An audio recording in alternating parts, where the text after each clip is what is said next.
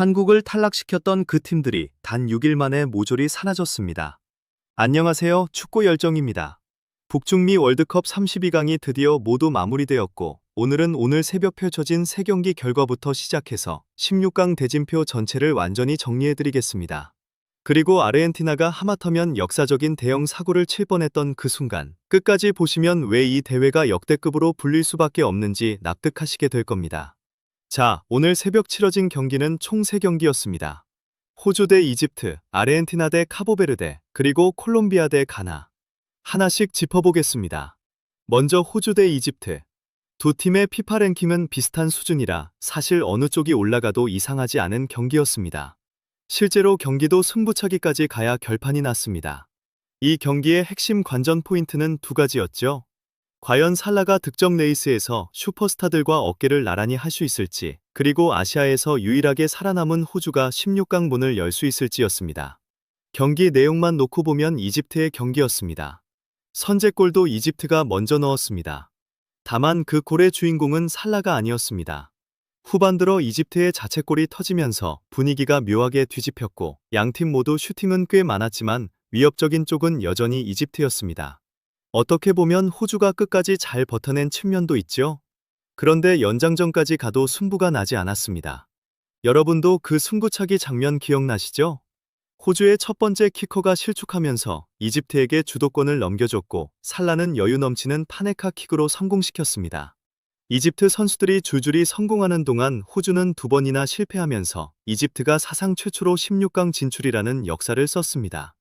참고로 이번 32강에서 승부차기로 결판난 경기는 독일 대 파라과이, 네덜란드 대 모로코, 그리고 이 경기까지 3경기였는데 3경기 모두 유럽팀이 탈락했다는 점도 흥미롭습니다. 그런데 여기서 진짜 문제가 생깁니다. 두 번째 경기 랭킹 1위 아르헨티나 대 카보베르데전입니다. 카보베르데는 이번 대회 최약체로 분류됐던 팀이죠. 메시가 몇 골을 추가하며 득점 독주를 이어갈지가 가장 큰 관심사였던 경기입니다. 그런데 카보베르데, 이 팀이 만만한 팀이 아니었습니다. 조별리그에서 스페인을 상대로 무실점으로 버티며 이변을 연출했던 팀이니까요. 전체 인구 53만 명의 작은 나라가 이렇게 짜임새 있는 축구를 할 수 있다는 게 놀라울 정도였습니다. 경기 초반 많은 분들이 예상했던 흐름대로 전반 18분에 아르헨티나가 선제골을 넣었습니다. 주인공은 역시 메시였습니다. 카보베르데 수비 뒷공간을 절묘하게 파고들어 환상적인 첫 터치와 완벽한 마무리로 득점에 성공하며 득점 단독 선두로 올라섰습니다. 저는 이 선제골이 나오는 순간 사실상 끝났다고 생각했습니다. 강팀이 약팀을 상대로 먼저 득점하면 그 다음은 정해진 수순이잖아요. 그냥 결과만 확인하면 되는 경기라고 봤죠. 그런데 웬걸, 카보베르데가 후반에 동점골을 터뜨렸습니다. 아르헨티나는 카보베르데의 조직력과 투지에 고전하다가 결국 연장전으로 끌려 들어갔습니다. 이건 아르헨티나 입장에서 우승 경쟁에 매우 치명적인 상황입니다. 60분 안에 메시가 2골 쌓고 교체되며 체력을 아껴야 할 경기가 단단히 꼬여버린 겁니다. 마치 퍼미션 슬립이라고 할까요? 카보베르데를 너무 얕본 순간 아르헨티나는 자기도 모르게 3대에게 마음껏 달려들 빌미를 줬습니다. 아르헨티나 감독은 승리를 확신하지 못한 채 메시를 교체하지 않았습니다. 연장 초반 메뉴 소속 리산드로가 득점에 성공하며 한숨 돌리나 싶었는데 카보베르데 선수가 또다시 환상적인 슈팅으로 동점을 만들어버렸습니다. 아르헨티나 선수들이 모두 당황한 표정이 역력했고 자칫하면 진짜 1대4 이변이 터질 뻔한 위기였습니다. 마치 과거 아르헨티나의 악몽, 나이지리아가 카보베르데의 모습으로 되살아난 것 같았습니다. 4년 전 조별리그에서 사우디에게 패배하며 체면을 구겼던 것과는 차원이 다른 역사상 최대 이변이 될 뻔한 순간이었죠. 아르헨티나를 구한 건 메시와 로메로였습니다. 코너킥 상황에서 메시의 날카로운 연결을 로메로가 수비를 뚫고 헤딩으로 마무리하며 아르헨티나가 가까스로 16강에 올랐습니다. 하지만 이 경기 결과는 이집트에게 엄청난 자신감을 심어줬습니다. 제 분석으로는 아르헨티나가 이번처럼 메시 의존도를 줄이지 못하면 16강에서도 비슷한 위기가 반복될 수 있습니다. 메시가 전술의 중심이 되면 나머지 10명이 반쪽짜리로 뛰는 것처럼 보일 수 있거든요. 메시는 이날 38세의 나이로 연장 120분을 완주했습니다. 10km는 좋게 뛰었을 겁니다. 마지막 콜롬비아 대 가나전. 어떻게 보면 관심밖의 경기처럼 보일 수 있는데 한국 팬 입장에서는 전혀 다른 의미를 가진 경기였습니다. 여러분, 한국이 32강에서 탈락하게 된 이유 기억하시죠? 16강 진출을 위해 우리가 원하는 결과가 필요한 경기가 3경기였는데 스페인 대 우루과이전을 제외하고 나머지가 모두 원하지 않는 방향으로 흘러가면서 탈락했습니다.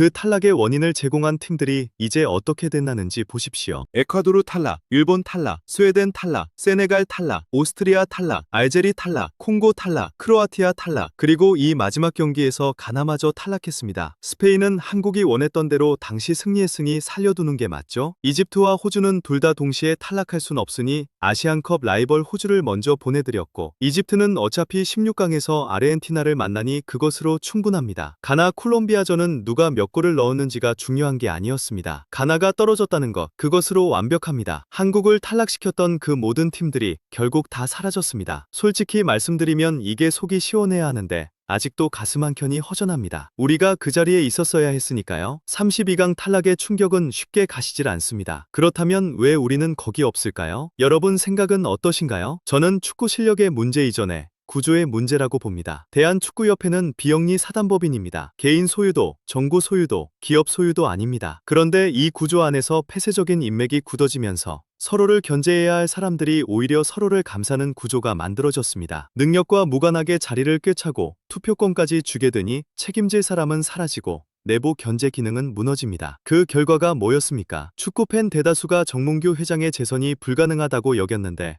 200에서 300명의 투표로 85% 득표율로 재선에 성공했습니다. 얼마나 허탈합니까? 무능이 명백히 드러났는데도 다시 그 무능한 손에 협회를 맡긴 겁니다. 하지만 지금 변화의 움직임이 시작됐습니다. 대한축구협회 내부에서도 직선제 전환 논의가 나오고 있고, 박지성과 이용이 뭉쳐 대개혁을 외치고 나섰습니다. 수천 명이 공정하게 투표하는 구조가 만들어진다면 잡음은 줄고 진짜 변화가 시작될 수 있습니다. 제발 팬들의 마음을 돌려주십시오. 자, 이제 북중미 월드컵은 내일부터 16강전에 돌입합니다. 대진표를 정리해드리겠습니다. 캐나다 대 모로코를 시작으로 프랑스 대 파라과이, 브라질 대 노르웨이 빅매치, 멕시코 대 잉글랜드 빅매치, 포르투갈 대 스페인 빅매치, 미국 대 벨기에, 아르헨티나 대 이집트, 스위스 대 콜롬비아까지 총 8경기입니다. 제 눈에 8강 확실한 팀은 3팀입니다. 프랑스, 모로코, 아르헨티나. 나머지 자리를 놓고 어떤 이변이 터질지, 브라질과 잉글랜드의 8강 격돌이 실현될지 정말 눈을 뗄 수가 없습니다. 이 분석이 도움이 되셨다면 구독과 좋아요, 그리고 알림 설정까지 꼭 부탁드립니다. 다음 영상에서는 16강 첫 경기들의 결과와 8강 윤곽을 바로 짚어드리겠습니다. 축구 열정이었습니다.